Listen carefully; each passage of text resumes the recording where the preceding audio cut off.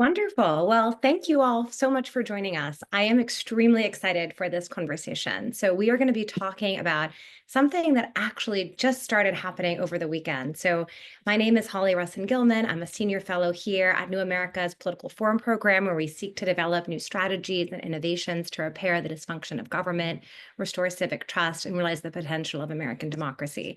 We often, study and elevate and write about best practices. We don't always get the opportunity to do it right hot off the presses. So we are joined today with leaders from Fort Collins who have been leading the way on an innovative civic assembly, which is a powerful model for renewing democracy, engaging everyday people to solve problems and come together along lines of difference. Sometimes we call this co-governance under a wider umbrella, moving from adversarial democracy to thinking about the ways that residents and decision makers can work together collaboratively to solve public problems. There's a lot of exciting things today. I want to take a few minutes just to thank our partners, the American Public Trust, Healthy Democracy, Center for Public Deliberation, and Local Policy Lab. I want to say thank you to Sarah Jacob on the political reform team and all of New America events. Even though we're in the interwebs, these events take a lot of work. And I want to give a big thank you to our panelists because they've had a very exciting and I'm sure exhausting weekend really getting this off the ground. So I'm going to introduce them and then we're going to have a very interactive conversation. You will have a link for putting your questions. We really want to understand what this innovation looks like in real time and really get more insights. So we're going to be joined today by Ramin Sarabi, founder and director of the American Public Trust, Rupa Venkatesh, Assistant City Manager, City of Fort Collins, Justin Reddy, Program Director, Healthy Democracy, and Katie Knobloch, Assistant Professor and Associate Director of the Center for Public Deliberation. As I've been thinking about this sort of class of innovations, learning from, what's happened in Europe, bringing these models to the US, there's a few things that are really standing out to me about the Fort Collins example. One is sort of the public funding. So there's actually the city council approved $150,000 towards a civic assembly focused on one of its most divisive and longstanding issues, the future of 163 acres of city-owned land. And so I think sort of the marrying of the typology, sort of the civic assembly with the sort of public financing option, and then thinking about sort of a land use issue where everyday residents can be experts, providing their insights. That sort of trifecta is really powerful. And we're really lucky to have the sort of range of civil society actors and government leaders today showing what that partnership looks like. Sometimes I call that hooks and levers, but where you really have those deep relationships between those inside government and outside. So without further ado, I'm going to turn it over to Ramin. And thank you all so much for joining us today. I'm really energized and excited to hear what's been happening on the ground. Well, thank you, Holly and New America team for having us. I'm going to share my screen. Is that working? Great. So again, I'm Ramin Sarabi. I'm with American Public Trust, and we're a nonprofit that helps cities and counties really learn about these new methods, call it the genre of collaborative governance, and figure out opportunities to bring it to life on the ground to solve the tough issues they've got in their backyard. Just briefly in terms of why we're inspired by this work is, well, too often our political spaces look and feel like this, where we're at, adversarial battle with each other, as you were suggesting, Holly, and oh, Emily, is my screen not coming through? We have the screen, just not the slides yet. Oh, hold on. Let's see. How's this? Can you see it now? Perfect. I see Okay. someone talking, gesticulating. Great. Well, I'll go back. So too often our political spaces can look and feel like this, where we're in this sort of adversarial polarized battle. And that tends also to invite and favor some flavor of the usual suspects, the motivated and connected groups that, elected officials, civil servants typically will hear from, but they're left in the dark about where the broader public, that silent majority, if you will, would actually net out on these really tough issues. At the same time, we've got a bunch of If you're not familiar with the phrase of wicked problems, this is not a Boston reference. This is the idea of, really tough, complex, interrelated issues that don't have easy answers. This isn't a math problem that we can just find a perfect solution on. In fact, it's highly contested around, different values that folks may orient on, and almost by definition requires compromise and iteration to find a way forward. Amidst all that, we're experiencing a breakdown in trust at many levels. We know it's most pronounced at the federal government level, but this is kind of a bad type of trickle down, which we're seeing in our communities as well, not just with our government institutions, but also interpersonally across lines of difference, where we have less faith in each other. And I think there's a lot of wisdom in that age-old saying of united we stand, divided we fall. So the good news is there are a host of innovations that I think can give us a lot of hope. We're here to talk to you about civic assemblies, and again, this specific case in Fort Collins. I'll say at a high level, you can think of these assemblies as a way to empower the wisdom of that mythical we the people to come together and solve tough problems and bridge our divides in the process. One way to think about it is that it invites a cross-section of that public to be in one room. Sometimes we call it the city in one room, or the county or the state. And then it gives folks good conditions to learn, to have honest conversations, to build respect, and to develop common ground, to discover common ground. And I'll say often the surprise is people walk in assuming that our differences will be 90%, our agreement will be 10%, and you walk out and find that it's the opposite. And here are some folks, this is a cross-section of folks in Michigan. It's just nice to see portraits and pass the gut check test. This is what America looks like in a room. How does it work? Just to oversimplify, there's three key elements we often talk about in the field. And one is, how did those people end up in that previous photograph? Well, they were selected by a civic lottery, which is a fair and balanced process that randomly invites residents, citizens from a place, and then uses stratified sampling techniques to make sure what you're getting on the other side is that city in one room, that all walks of life from that place.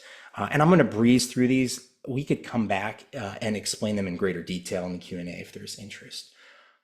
Two is, again, compared to a typical town hall type setting, for example, folks have on the neighborhood of about 40 hours of time together to hear from experts on all sides, to have these sorts of honest conversations, and to develop recommendations. You can think of them as becoming lay experts on behalf of the broader community, or like a pop-up think tank almost. And then finally, the recommendations are created with supermajority levels of agreement. So this isn't that, 51%, I'd say fragile majority. This is the sort of agreement that typically is robust and resilient and reflects, inclusive interests across a community. Again, what do you get in net is you get public judgment, not just public opinion.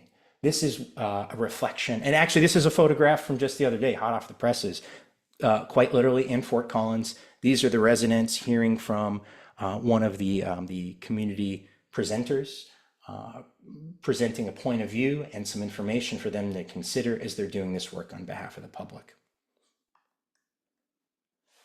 Quick zoom out. Assemblies, just in case you're not familiar, have been used increasingly throughout the 2000s, the 2020s. Some people call this the deliberative wave. That's maybe, you have to squint, you can see a wave here on the chart.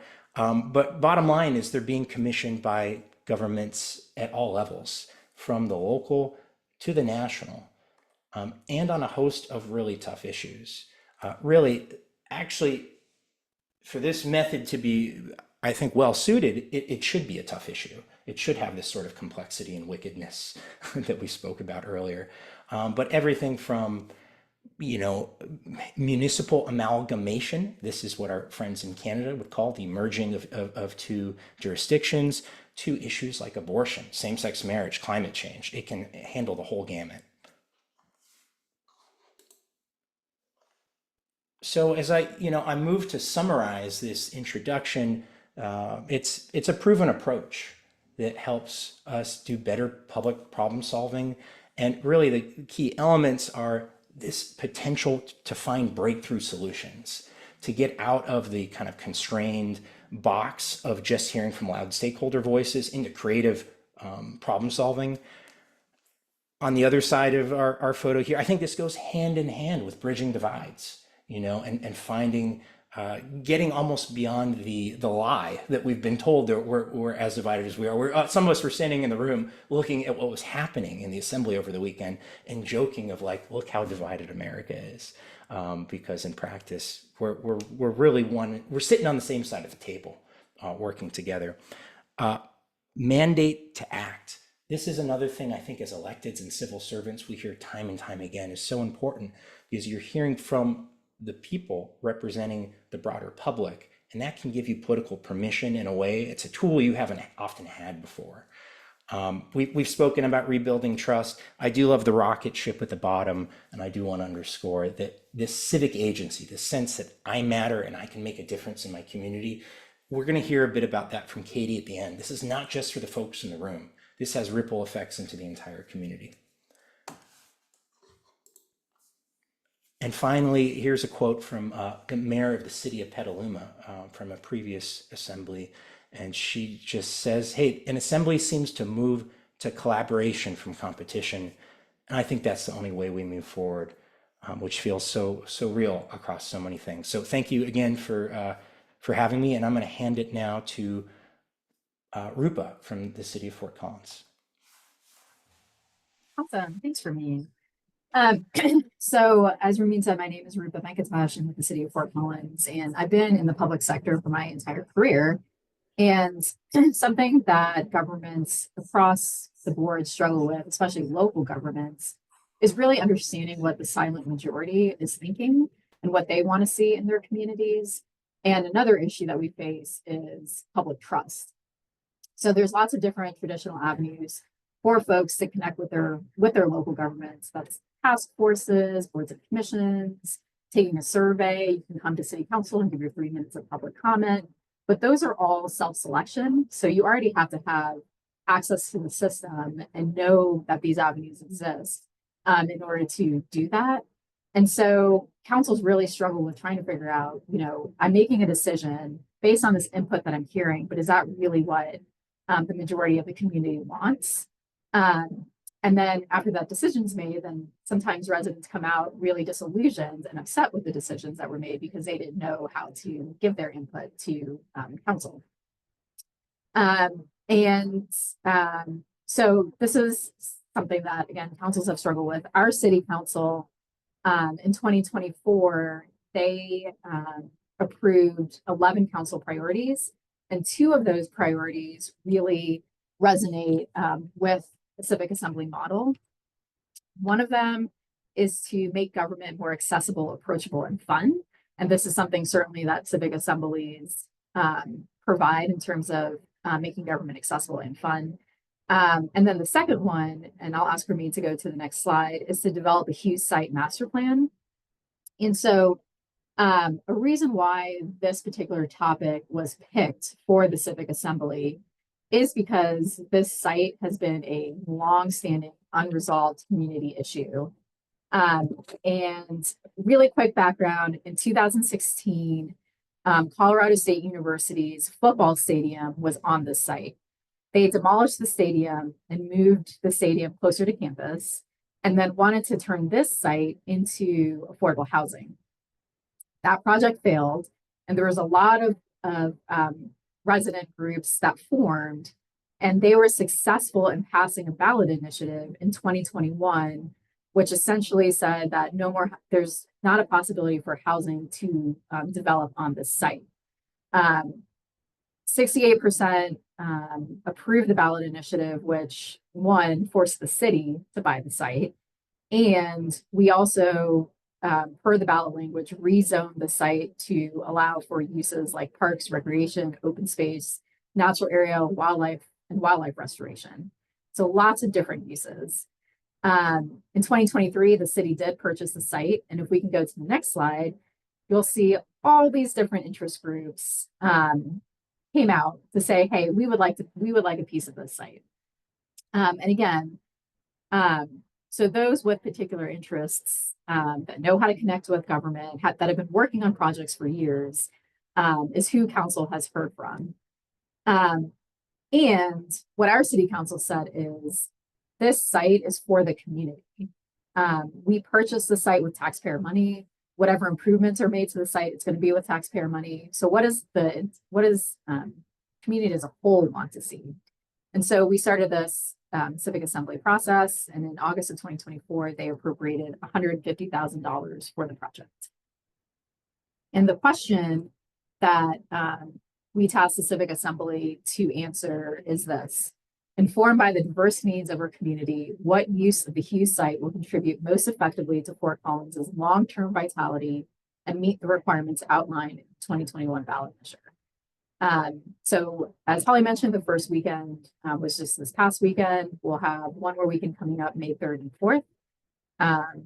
And lots of comments on how all that went, but I think we're going to get to that later in the presentation. So thanks for your time, and I'll turn it over to Justin. Thanks so much, Rupa. Yeah, as Holly mentioned, hi everyone. Justin Reedy. I'm a program director at Healthy Democracy, nonpartisan nonprofit organization that's based in the Pacific Northwest, but we do work all around the United States. And excited to join you all today. And presenting on behalf of my fellow process advisors and lead facilitators, my colleague Lauren Babcock at Healthy Democracy, and Lynn Davis, also at Healthy Democracy. So they're here in spirit, if not in person. So next slide, please, Ramin. So I wanted to talk a little bit more about what Rupa was laying out with respect to sort of where this civic assembly kind of fits in. And I think one of the things that makes this civic assembly unique among some deliberative processes is how this sort of fits into this longer term arc of public decision making and public engagement in Fort Collins. And what I hope sort of is a model that Healthy Democracy and other organizations are going to be trying to follow, and other cities like Fort Collins that are very forward thinking when it comes to democratic engagement. So this is sort of an overview of the ways that this civic assembly has been kind of integrated into other forms of public engagement in the city. I should also add there was a great deal of public engagement that was taking place before this on the Hughes site and on sort of understanding what the community wanted out of the future of this site. That was going on for a while prior to this. And all of that information is obviously kind of being brought into bear, both in the civic assembly and in the city's decision making on this process. But in the lead up to the assembly, one of the things that happened is the city commissioned a public survey that with some open-ended discussion questions and kind of idea generation questions for community members to think about what should we do with the Hughes site, and who would be important for the civic assembly maybe to hear from when it comes to thinking about making a decision on the future of this site. So that public survey, Ramin's going to talk about probably, I think, in the Q&A a little bit more detail, because we got a lot of responses to that. It was very interesting, a lot of engagement from the community around that. I'm also going to preview a little bit my colleague Katie Knobloch, who I think will be joining us in just a couple of minutes. This process we call that they call community guides or community guide conversations. So this is a sort of a smaller scale kind of deliberative engagement that happens out in the community, where the Center for Public Deliberation, Katie and her colleague Sabrina Sligowski-Tipton work with community members to go host kind of little mini deliberative conversations in their subset of the community in Fort Collins. Another really cool aspect of this that Healthy Democracy is very proud of and really committed to is what we call an information committee, sometimes called other things like a content committee. But essentially, this is another democratic process that we hold prior to the Civic Assembly, where community members, representatives of different community organizations, randomly selected or lottery selected community members, members of city boards and commissions, came together in a democratic process to analyze and sift through a lot of different information and potential sources of information. And they help curate the information that goes into this first weekend of the Civic Assembly. Then the Civic Assembly itself is happening this month and early next month, and then we'll be presenting to City Council later in May. So I'll talk a little bit about the kind of a quick overview, sort of high-level overview of the process itself. If you could move to the next slide, Ramin. So this is, as Holly said, we just wrapped up the first weekend. We're all a little tired, but I think really engaged and really excited, which is great. So the first 2 days were this past Saturday and Sunday, and really kind of the focus of the first weekend. A big focus is on information gathering. So basically bringing the community members into the process, helping them learn more about the Hughes site and the history of the site, the history of kind of engagement and the potential kind of other information that they need to know to make a good set of recommendations to the City Council. You can see sort of the little outlines of people. Those are the presenters who are bringing information in. So sometimes these are advocates, organizations that say, hey, here's a good potential use of the site that we think our organization would want. Sometimes they're background experts. So I think the picture that Ramin shared, I believe, was from a wildlife biologist who was talking to the assembly about the ways that wildlife interact with recreational spaces, which is really important in a place like Fort Collins that sits in the Front Range in Colorado and has a lot of kind of human wildlife interaction, and kind of right at the border sort of between like wildlife areas and more developed areas. There's collecting and brainstorming different values and ideas. This is one thing that we talked about, is like wanting to make sure that people were able to start really diving in pretty early on with generating ideas, generating potential uses of the site as they came up, if those occurred to them. And then as we get into that second weekend in days 3 and 4, people are going to be kind of revising and refining those ideas, getting some more information from a more limited number of presenters, because it's pretty tight timeline that second weekend, getting some quick kind of feasibility analysis from the city to help them make a better decision in that second weekend, and then hopefully forming a cohesive vision for the future of Hughes before eventually engaging with those community organizations and decision makers like City Council and presenting to City Council. So really quickly, if we could go to the next slide, I want to talk a little bit about some of the kind of the principles that guide our process and how those kind of played out, and really interesting, I think, takeaways from this process. I already mentioned the information committee. That really represents, I think, an important aspect of that empowerment principle that we feel very strongly about at Healthy Democracy, that the delegates themselves are empowered to make a lot of to make decisions, but the community members are also empowered to be part of this process. So those things aren't necessarily dictated by project staff. Those also have a strong element of community buy-in and community engagement in. One of the other big aspects of this is empowering the panel, or not the panel, excuse me, empowering the assembly to make a set of group discussion agreements that guide sort of how the discussion plays out. So we give them sort of a starting place of, these are some agreements that tend to work in these kinds of places, and then they're empowered to make changes to those at the time, or maybe make changes to them later if they find that one of those agreements is not working out for them. So that's really interesting. We've already had people asking about that a little bit, which I think is great. And really that empowerment, I think, is already, well, this is one of the big takeaways for me from the first weekend, is there's so much sort of buy-in, I think, from the delegates already after 2 days of deliberation. People are really, you can kind of feel it in the room. You can pick it up from the things that people are saying, how they're like, hey, all right, we're really empowered in this process, and we're kind of taking ownership of it. Things like there were a couple of alternates who stepped onto the assembly during the process, because we had a couple of people unfortunately drop out, and their fellow delegates were stepping up to sort of help them get the information they needed and make sure they sort of understood the process. In addition to us as staff helping with that, they were really empowered to kind of do some of that. One of the other I think big aspects of the sort of integrity of the process and the kind of collaborative nature of the process is we did some things like cognitive bias training during the first weekend of the assembly, to help people sort of like really think critically and be able to understand, Are there some traps that we might fall into if we're not careful when we're having conversations? And you can hear people already kind of trying to make sure that they're making good decisions, or they're doing good kind of analysis and information processing during the deliberation, which is great to see.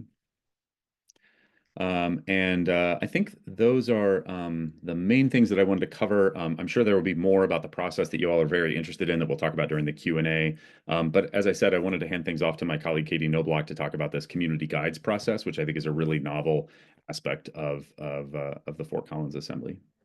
Katie, are you with us? I think you are. Yeah, great.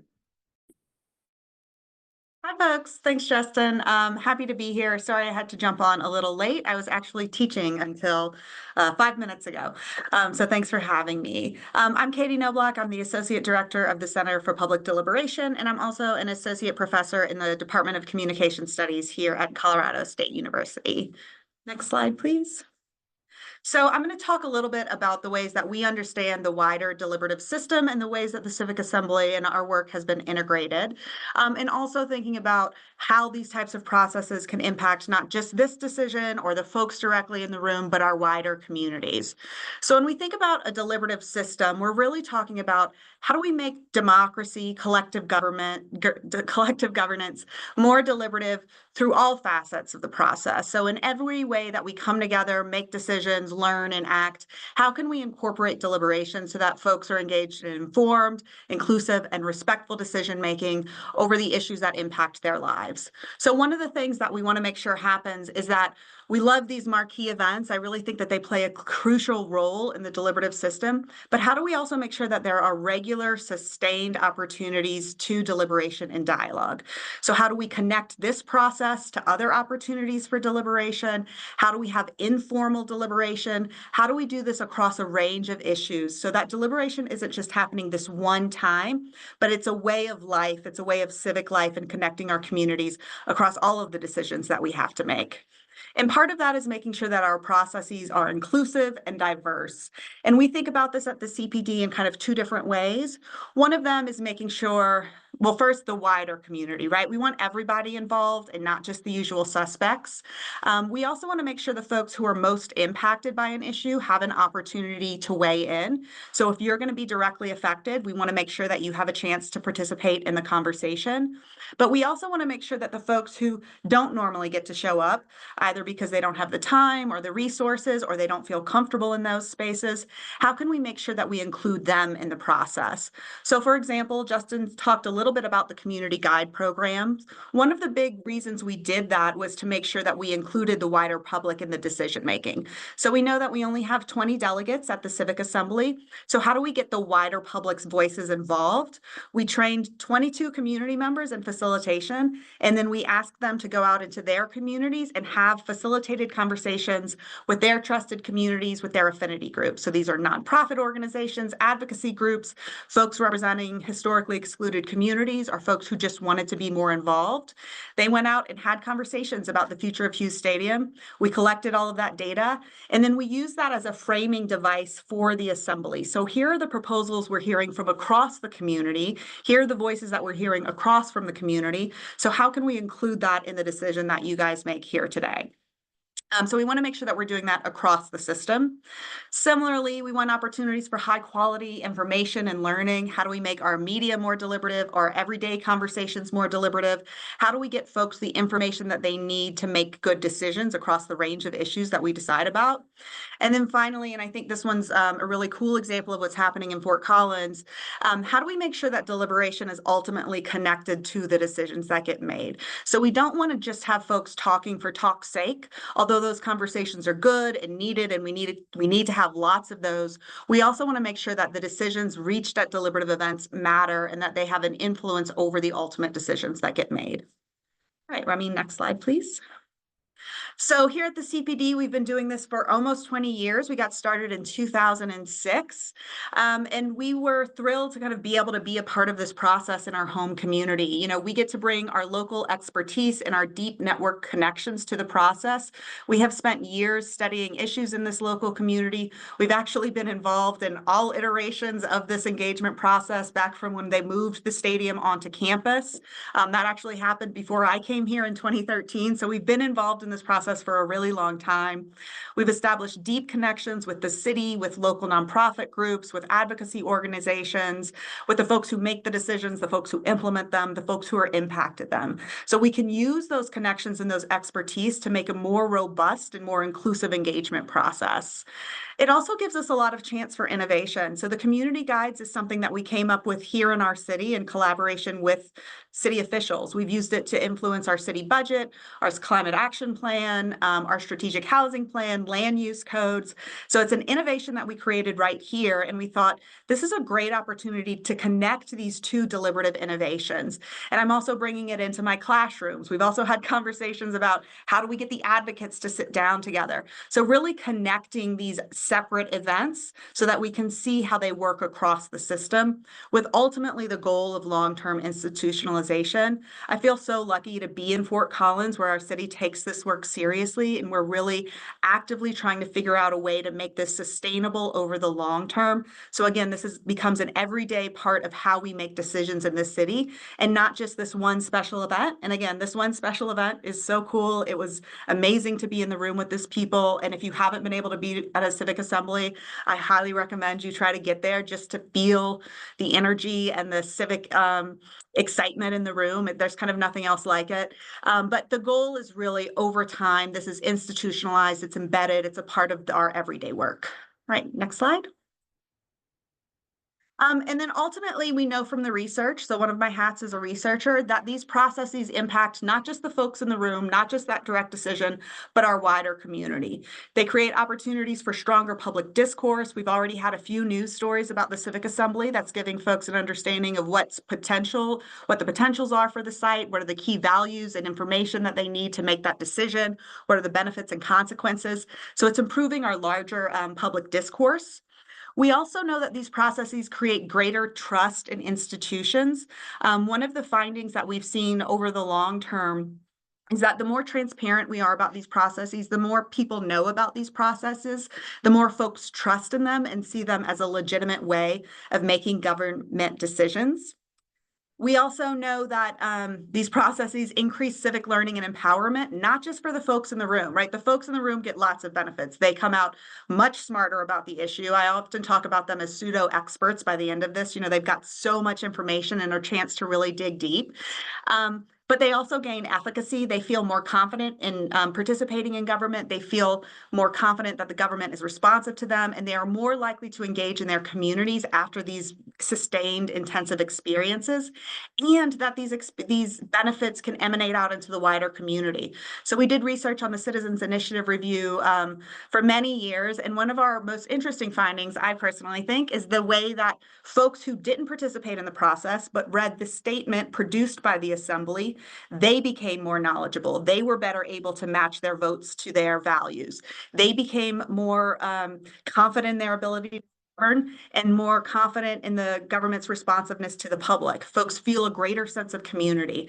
So there's all sorts of like wide-ranging impacts that these processes can have, not just for the folks in the room, but for the wider community. And the more kind of time we spend institutionalizing them, embedding them into the larger deliberative system, the easier it is to have those benefits spread, not just in the room, but into our wider community. All right, and I'm going to hand it over to Ramin. Thank you, Katie. And gosh, I would love to sign up for one of your classes one of these days. That was fantastic. And to wrap it all up, you know, as you've been hearing across folks' presentations, our real intention is not only to be standing up this work in Northern Colorado and in Fort Collins, but also really shining light on a model that can be replicated in communities across the country. To be advancing this sort of deliberative system as, you know, the bedrock of how we solve problems together, how we do democracy. And I'll leave it with that. And thank you all for your attendance. We look forward to your questions, and I'll hand it back to Ollie. Great. Well, I'm going to do like a virtual round of applause for this extraordinary group. And I think, you can see the energy is infectious. So I'm going to just ask a few questions. We'll go quickly. And then I'm seeing really interesting questions. So in the spirit of participation, we're going to make sure we try to get to all of them. A few things really stand out to me, and I'll sort of share some thoughts and then folks can jump in. When thinking about another three-legged stool analogy sometimes I use is thinking about residents, sort of civil society and government. And what really strikes me hearing from all of you is the strong foundation that you've built in Fort Collins. Like, this is not a one-off. Rupa, as you said, you've built your whole career as a public servant. Katie, you've talked about the commitment that your center has, and Justin, like your roots, healthy democracy. Like, there's a long history here coming back from Citizens Initiative Review, and Ramin brings this really important perspective, leveraging these tools, which we'll get to. So I was curious if we could sort of double click on, when you think of the secret sauce in Fort Collins, what you really think about. Is it sort of having those strong civil society relationships? I love the kind of getting beyond the sortition panel in terms of representativeness, thinking about sort of broader legitimacy with a larger group of people. That's really interesting. I have a lot of different strands here. Rupa, if you don't mind, maybe I'll start with you. I'm really intrigued, like how have you sort of interfaced internally with other government folks? Like, have there been questions raised? Like, how have you sort of played that role? And like, were there questions that maybe surprised you? When I've done this stuff in other settings, one of the things that I've often found is like the power of having that air cover and having that leadership. But yeah, I'd be curious, maybe if you don't mind kicking us off, just sort of how you have found that internally. Yeah, so I first learned about civic assemblies, I want to say November of 2023, when Barty University hosted a democracy workshop. And honestly, the reason why I was able to go is because, well, I mean, I think my city manager would have let me go regardless, but our current Mayor Jenny Arndt, she is very civically minded and always talks about different democracy innovations. So I went just curious to see what else is out there. And I came back and pitched it to our city manager and mayor and other key staff members, particularly around Hughes, because it's such a long-standing issue. And it was just really good timing with this particular council because they have wanted to engage with the majority of residents, but just didn't know how else. Like, we can only post so many things on social media, but if you don't follow us on social media, you're going to see it. So how do we really get to people? And so I think it was just a lot of good puzzle pieces that fell together.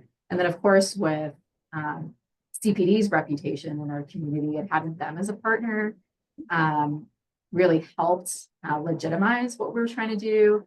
And then, of course, we had Ramin and Healthy Democracy come to a council meeting. And I'll say, with all of that, two of our council members did vote against the appropriation for $150,000. So it's not like we had unanimous support, but we had enough. And one of those council members that voted against it, she actually attended her civic assembly this weekend. And when she left, she said, wow, this is a really cool process. So that was really validating to hear too. That's really interesting. I love that. That's really helpful. Another puzzle piece that I was hearing is sort of alignment of the right topic. That's another thing that I think a lot about, sort of designing public participation, right? So you're sort of tapping into residents' expertise on an issue they can actually have a change maker role in. So I don't know if anyone wants to jump in and talk about that. Please, anyone, just jump in. I can just start really briefly. So I got that question from one of the assembly delegates of like, why this Hughes site? Why was this picked as a topic? There seems like there's so many other bigger issues. And I'll say that this site in particular, because it's so well known to the community, but only like the people with the most access with special interests, they're the ones that really were engaged in the process. But because the site was purchased with everybody's money, right? It wasn't just the special interest, and it's going to be something that's of generational value, is what made it really important for council to hear more than just the interest groups in making decisions. Whatever decision they were going to make was going to look political versus, hey, this is actually what residents are recommending. That's really interesting.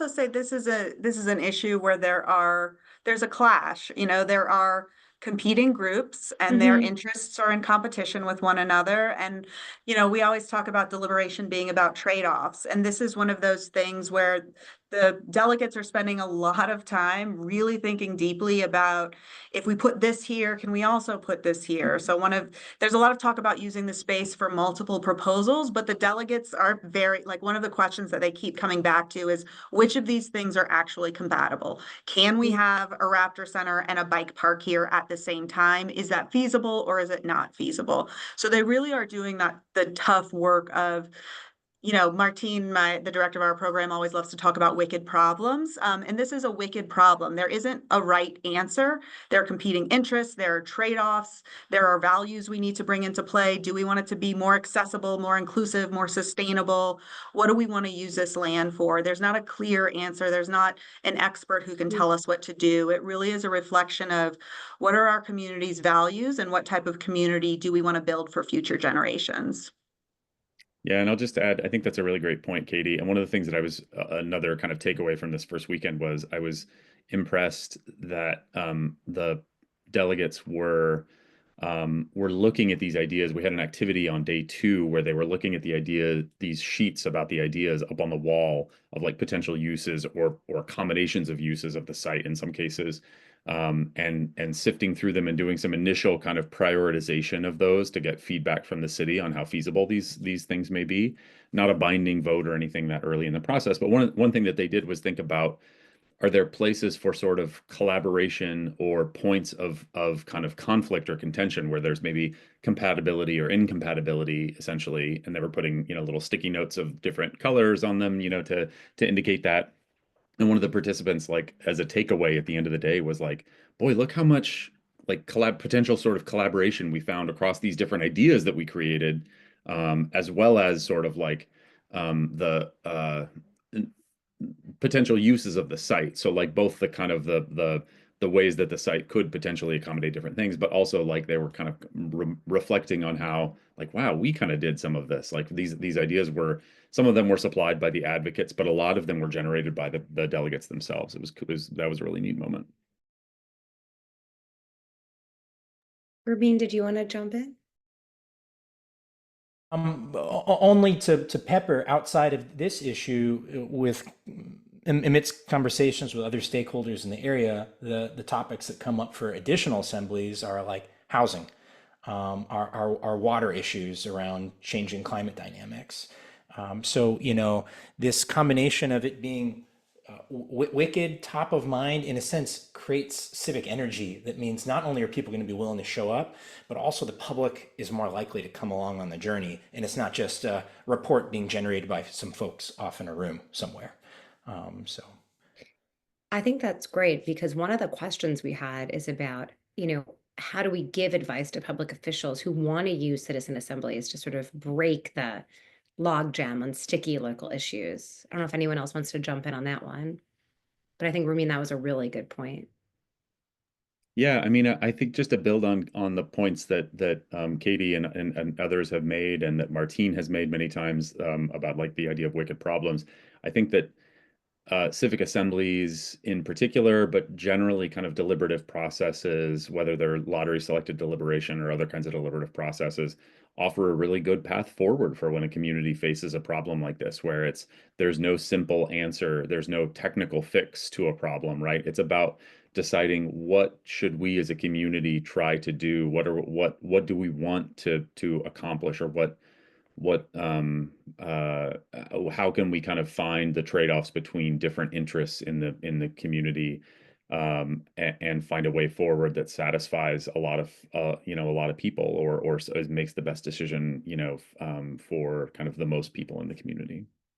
I really appreciate that. That's sort of where there's no technical fix, right? I almost feel like I need to like frame that or something, right? And one of the questions we're getting a lot from the audience that we all have is sort of, how are you using some of like the AI and these technologies to augment the deliberation that you're doing in person? And I think that's a very interesting framing. So that's another question for you all. Sort of, what is the role of, whether it's AI or we see some text deliberations coming in, like how are you thinking about managing that? Yeah, I can jump in. I mean, it is a emerging space with a lot of creativity and prototyping and trying things out as these tools are evolving very fast too. I'd say thematically, what we're trying to do is figure out how to. There's this metaphor of signal from the noise. Case in point, there were 1,100 folks that responded to 4 open-ended questions. So long form text responses. That's quite a bit of data to process. And if you think of AI as an ally in that, instead of completely outsourcing our thinking to AI, which is not what we would recommend, but supporting humans, in this case, it was myself and colleagues, in making sense of that, finding, well, what are the emerging areas of consensus across all of this data? What are the key lines of tension from the public conversation? And quite often that helps actually frame up where deliberation can be best utilized, right? In navigating what's showing up as a polarized, incompatible tension. Actually, usually that's where a breakthrough is possible. So yeah, we've been using that quite a bit here in the public input from the survey. I'll also plug some other tools that are out there that we didn't use in this process, but tools like Polis. Polis is a participatory poll that similarly helps you map the information landscape in the broader public. And like the other broader engagement methods, if the rest of the public's voice is part of the process, they're more likely to feel invested in the conclusions as well. These things can't be islands. So I'll stop there.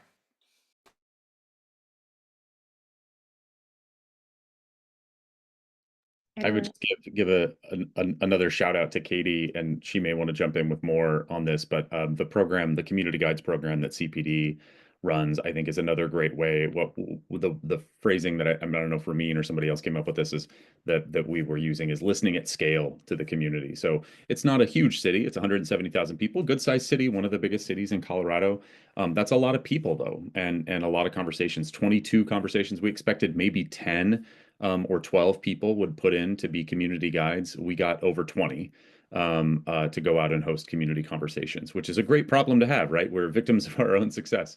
But I think listening at scale to the community and having opportunities both for thinner but impactful engagement of something like an online open-ended survey, and maybe thicker forms of engagement like engaging with the community guides process in person with a fellow community member, and then sharing some thoughts about your conversation there. Those things I think are great in complement to each other.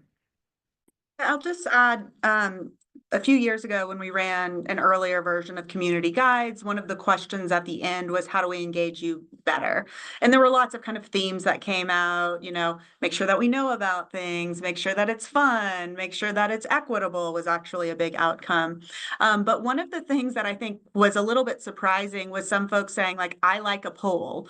Like, I don't necessarily always have time to sit down for a weekend or for an hour, but this is something that I can do quickly. So I think, as Ramin and Justin were talking about, how do we do this at scale? How do we do it in multiple different ways so that we're having the face-to-face conversation, we're having the online conversation? Our city uses Our City actually a lot, both to kind of encourage online engagement. They'll often use like discussion platforms, or they will post polls to the site, but it's also a tool for transparency. So a lot of the information that we provide to the assembly is available in Our City. So I think it's about using all of these mechanisms in conjunction. There is no one way that's going to fix all of these problems. But again, it's about building that system so that deliberation is distributed among the wider public in lots of different ways and can kind of build upon each other.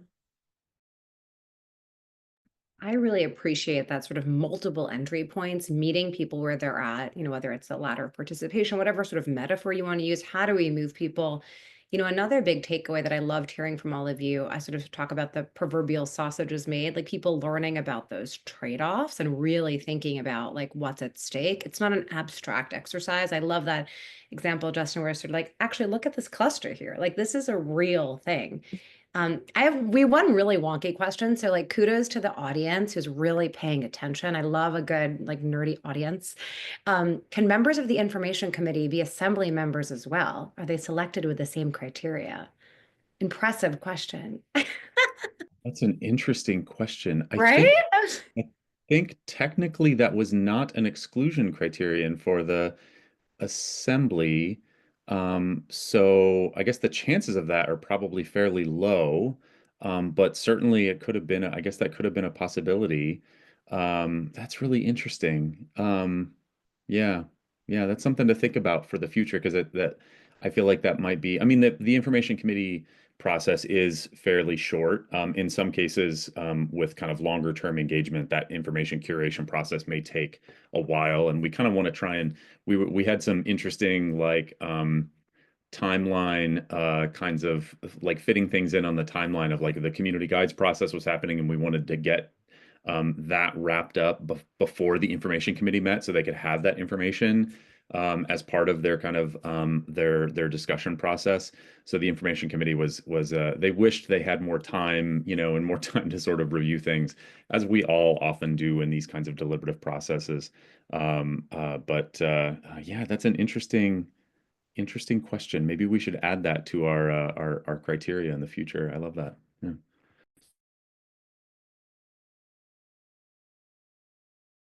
There was one question that I thought, it's something that's probably on everyone's mind, but sort of the challenges in creating incentives for increasing participation and how do you manage that? Maybe it's also worth just double clicking on things that you all are sure top of mind: accessibility, stipends, translation, childcare, things like that. Yeah, I mean, and Justin, I don't know if you want to touch on that, as like that's the key component of civic assemblies and getting people to want to participate is by removing all sorts of barriers. So yeah, so Justin, if you want to. Yeah, why don't I talk about that? And then I think there was another point you maybe wanted to make after this, Rupa. But yeah, I think that's to go back to the principal slide that we had up earlier. I think you know, that kind of touches on an important aspect of civic assemblies is that is that it's not the usual suspects as you sometimes hear, right? It's not people who are the folks who typically have the time and resources to come to city council meetings all the time, to be deeply engaged. Of course, we love when people are engaged in government, right? I'm a local government nerd, like many people on this call likely are, and we'd love to see that. But I think it's important. An important aspect of the civic assembly process is paying stipends to people, so that if they have to give up work, or otherwise need to kind of make sure that their time is valued, that they're paid for their time. We also have ways to reimburse people for things like childcare, or transportation costs to get to the assembly. That can sometimes be a non-trivial thing for people. We pay for, we make sure there's coffee and breakfast there in the morning, and we pay for people's lunches and make sure they're well fed, so they don't get hungry during a long day. Several hours working in deliberation can be a lot. So yeah, I think that's an important aspect of this. I'll also just say one of the purposes of guides is to also respond to that, and not just kind of we do pay our guides to participate, they pay to go through the training, and then they pay to host the conversations. But we also ask them to meet folks where they are so that they're hosting conversations in those communities, in trusted spaces with folks that they already trust. And one of our reasonings for that is we want to make sure that we're gathering that information within groups before we ask groups to talk across difference or across power. So giving them that safe, trusted, familiar place to have that conversation before we're saying, okay, now we're going to do the harder work of doing it across difference and across power, is a way to kind of make it more accessible to folks who may never feel comfortable in that wider space, but who still want to be involved in the conversation. And I think the polls and all of that are another. The more we can distribute the work, the easier it is for any one of us to do it. And I think that kind of sorry to jump in, Holly. I was gonna say, I think Rupa, you shared a point earlier, not on the call, about how interesting it was to see that kind of like talking across lines of difference, then maybe moving in an interesting direction, as part of the kind of civic assembly. Yeah, so I think Ramita had also talked about this in earlier slides about moving from competition to collaboration. And something that I didn't even think was going to be an outcome from this project was the first weekend, the presenters, when they were waiting to present themselves, they heard other people's presentations. And it was just really interesting to see how much collaboration happens amongst the interest groups. So what we've been presented as the city and council was just these like binary solutions. But when they heard other people in this setting, they were like, oh yeah, that totally aligns with what we're trying to do too. Let's talk after this. So it was just really nice to see that collaboration was happening, amongst the delegates, but also amongst the interest groups who didn't think to talk to one another because it's such a heated political issue, that now maybe there's some mixed use options that they want to bring forward as well.